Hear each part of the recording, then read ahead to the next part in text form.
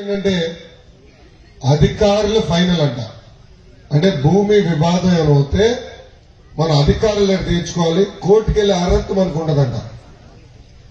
So Vaikapa నాయకులు పొగడాలలో చూసాం కదా, వాళ్ళకి నచ్చితే మన భూమి లాక్కుంటారు, మన పైన దొంగ కేసులు పెడతారు. సరే ఎవరికైనా పొరపాటున ఒక వైకాపా నాయకుడికి మనకి ఇల్లు నచ్చినా, మన పొలం నచ్చినా అధికారుల దగ్గరికి వెళ్లి ఇమ్మీడియట్ గా పొలం నా పేరు మీద రాయండి అంటారు.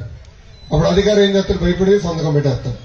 భూమి వాళ్ళ పేరుకి వెళ్ళిపోయింది, కోర్టుకు వెళ్లే అర్హత లేదు ఆ చట్టం ప్రకారం.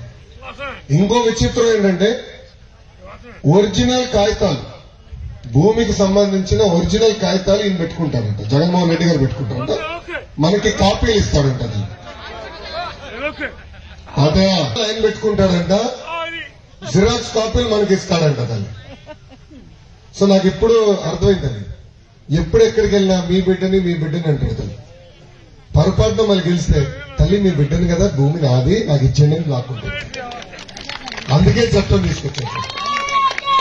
అమ్మా మీరు ఆలోచించండి, భూమి కొనిన తర్వాత కానీ లేదంటే భూమి అమ్మే ముందర కానీ ఆ భూమి పత్రాలు తీసుకెళ్తాం, దేవాలయం కానివ్వండి చర్చి కానీ తీసుకెళ్లి పూజలు చేసి అప్పుడే కార్యక్రమం చేస్తాం. ఎందుకంటే ఒక అటాచ్మెంట్, భూమి అంటే మంది, ఒక భద్రత మనకు ఉంటుందని.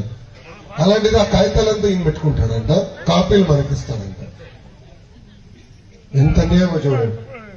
అలాంటి ఇబ్బందులు రాబోతున్నాయి.